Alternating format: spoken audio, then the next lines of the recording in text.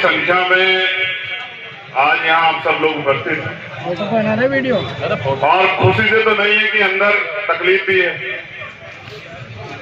क्योंकि एक तरफ हम किसानों के मसीहा चौधरी महेंद्र सिंह टिकैत जी की जयंती मना रहे हैं और दूसरी तरफ इसी उत्तर प्रदेश में किसानों के कत्ल हुए।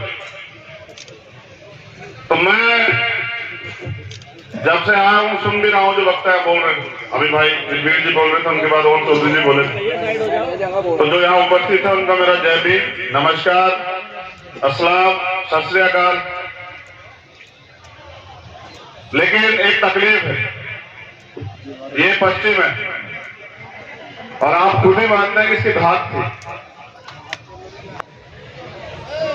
आज तो नहीं दिखाई देती। आप सब कह रहे हैं चौधरी साहब ये कहते थे, मैं भी मानता हूं चौधरी चरण सिंह थे तो आज गरीबों के पास जमीन, मैं इस बात को बिल्कुल मानता हूं और ये सत्य है, सत्य को झुटलाया नहीं जा सकता। सर छोटू राम थे तो हम गरीबों के पास कुछ है, चौधरी महेंद्र सिंह टिकैत थे तो किसानों की सुनवाई होती, आज किसानों के कत्ल हो रहे हैं। आप ताकतवर हुए हैं, कमजोर हुए। अगर आज चौधरी महेंद्र सिंह टिकैत जिंदा होते तो किसी की औकात होती कि वहां जो है वो ट्रैक्टर चढ़ा देता है, गाड़ी चढ़ा देता है किसानों पर, बताइए। और फिर ऐसा नहीं कि लड़ाके नहीं, तो लड़ाके तो हैं। चौधरी साहब बैठे हुए हैं यहाँ हमारे पास, महेंद्र टिकैत जी और एक और हमारे बड़े भाई उत्तर रात से वहां लड़ रहे हैं। तो आपने झंडा तो बुलंद किया, लेकिन तकलीफ इस बात की कि अगर आज भी आप समझ नहीं पा रहे कि देश किस दिशा में जा रहा है, तकलीफ हो जाएगी। ताकतवर का मतलब समझते हैं क्या होता है? ताकतवर वो होता है जो अपने से कमजोर को कभी ये महसूस ना होने दे कि उसको कोई सता देगा, वो ताकतवर होता है। रक्षक समझते हैं किसको कहते हैं? रक्षक वो होता है जिसके क्षेत्र में, जिसके एरिया में रहने वाला हर एक व्यक्ति अपने आप को सुरक्षित समझे, वो होता है रक्षक। आज कहां है हमारे रक्षक? किसान परेशान है, मजदूर परेशान है, देश के नौजवान परेशान है, महिलाएं सुरक्षित रही है, तो उत्तर प्रदेश में है क्या? विपक्ष बोल नहीं सकता है, कोई जा नहीं सकता है, कोई घर में बंद है, किसी को रोक लिया गया है। हमने क्या बना दिया उत्तर प्रदेश को? गलती उनकी नहीं है जो सियासत में बैठे हैं, वो तो ताकतवर तो करेंगे, हमें अपने अंदर भी झांकना चाहिए। आज अगर हक के लिए लड़ते हैं तो जेल चले जाते हैं, तो जेलें तो पहले भी देखी है, पहले तो लोग अपने आप जेल चले जाया करते थे चौधरी साहब के साथ, और हुक्का में ले जाते थे, पशु में ले जाते थे, कहते हैं रहेंगे। आज आपकी ताकत को घुन कैसे लग गया भाई?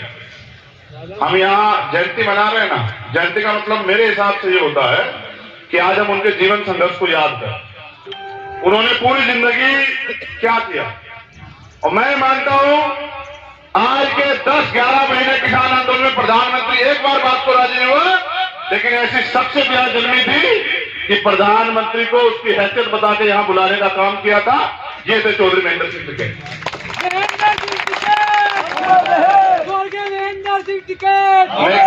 कहते हैं ना, अभी रणवीर जी कहें कि शेर का बच्चा जो है वो भेड़ों में फंस गया, चोरों में नहीं, चोरों से नहीं कर रहे हैं। असल में वो अपनी ताकत को भूल बैठे हैं, और जिस कौम ने भी अपनी ताकत भूली है उसका वजूद खत्म हो गया। अगर आप नहीं जानते, अगर आप ये सोच रहे हैं कि न किसी और के साथ हो रहा है, हमारे साथ नहीं हो रहा और हम चुप है, तो हम धोखा दे रहे हैं। हम इंसानियत को भी धोखा दे रहे हैं, अपने मजहब को भी धोखा दे रहे हैं और हम अपने देश को भी धोखा दे रहे हैं। अगर सीमा पर रहने वाले जो जवान हैं, जो सीमा पे जवान अगर जो रहते हैं, अगर वो अपना काम बंद कर दे, तो आपको लगता है कि इस देश में कब्जा हो जाएगा नहीं हो जाएगा? बताइए। तो जो इस देश का असली अन्नदाता है, इस देश का भगवान है, इस देश का मालिक है, इस देश के प्रत्येक व्यक्ति से जो जुड़ा हुआ है, उस किसान को बेबस क्यों बना दिया गया आज? क्यों ये किसान विरोधी कानून लाकर उसकी जमीन छीनने का काम हो रहा है? उसको उसके ही घर में नौकर बनाने की तैयारी हो रही है, कुछ लोग लड़ रहे हैं। मैं आज उन शहीदों को भी नमन करता हूं, उनके परिवारों से हम मिले थे और मिले, उनकी तकलीफ जानी और ये एहसास हुआ कि हमने जलियांवाला बाग सुना था, कि निहत्थे लोगों पे गोलियां चलाई गई, उनके कत्ल कर दिए गए। हमने तो देखा, उत्तर प्रदेश में देखा कि किस तरह अपने हक की आवाज उठाने वाले किसानों के ऊपर को गाड़ियां रोन देती है, और इसलिए रोन देती है क्योंकि वो सरकार के लोग। अब ये मैं मानता हूं कि जब तक वो केंद्रीय राज्य मंत्री बने बैठे न्याय नहीं हो सकता, गिरफ्तारी भी नहीं हो सकती। और कल आजादी का अमृत महोत्सव मना रहे थे प्रधानमंत्री जी। वो प्रधानमंत्री जी भारतीय जनता पार्टी के प्रधानमंत्री हैं और एक व्यक्ति के प्रधानमंत्री हैं, लेकिन एक तरफ वहीं लखीमपुर खीरी में किसानों की चिताएं जल रही थी, उनके घरों में मातम था, उनके आंसू नहीं सूखे, उनकी बच्चियां, उनकी माएं वो चिल्ला रही थी। और आज देश का प्रधानमंत्री एक ट्वीट नहीं करता, एक बात नहीं कहता किसानों के लिए, वो एक बार दुख नहीं दर्ज कराता तो आप समझिए कि उसकी नजर में किसान है क्या। मुझे लगता है कि कुत्ते बिल्ली की भी कुछ औकात होती है, लेकिन किसानों की औकात उससे भी डाउन चली गई है। आप समझ लीजिए क्या हालात। वरना प्रधानमंत्री छोटे छोटे मुद्दों पे बोलता है, मन की बात करता है, घर की बात करता है, लेकिन उसको ये नहीं पता कि किसानों के सर कुचले गए हैं। ये तानाशाही सरकार और इसके प्रधानमंत्री जाने कि गाड़ियां कम पड़ जाएंगी लेकिन किसान पीछे नहीं हटेंगे किसी भी कीमत पे, ये सरकार जान ले। मैंने सोच रहा था कि अगर वो कहते हैं हम 56 इंच के प्रधानमंत्री हैं, कहना इसलिए पड़ रहा है कि 11 बजे का किसान मर रहा है। ये तो आपने मौत वो देखी जो इन्होंने कुछ नहीं, लेकिन कितने लोग और मरे हैं जो आंदोलन पे मोर्चे पे बैठे हुए हैं, वो भी तो शहादत है, उनको भी तो नहीं भूला जा सकता। हजारों लोगों की जान चली गई, लेकिन क्या प्रधानमंत्री, आप खुद से सोचे ना, क्या प्रधानमंत्री जी आंख मिला के किसान जो शहीद हुए हैं उनके परिवारों को बता पाएंगे कि हाँ मेरे आदमी ने आपकी हत्या की है, मैं गुनहगार, मैंने आपके, मेरे आदमी ने जिसको मैंने ताकत दी उसने आपके परिवार की हत्या की, और वो परिवारों से आंख मिला के एक बार ये कह देंगे कि न्याय हो जाएगा? नहीं हो। कमजोर और ताकतवर में कभी समझौता नहीं होता। मैं फिर कह रहा हूं आपसे, तमाम लोग आपके साथ खड़े होने को राजी, आपकी ताकत बनने को राजी, और ये भी याद रखिए अगर इस सांप्रदायिकता को हरा सकता है तो वो सिर्फ और सिर्फ भाईचारा है। अगर हम एक दूसरे के हाथ पकड़ के चलेंगे तो मैं हिम्मत से कहता हूं कि आज चौधरी साहब हमारे बीच नहीं है, लेकिन उनका परिवार है, हम सब लोग उनके परिवार का हिस्सा है।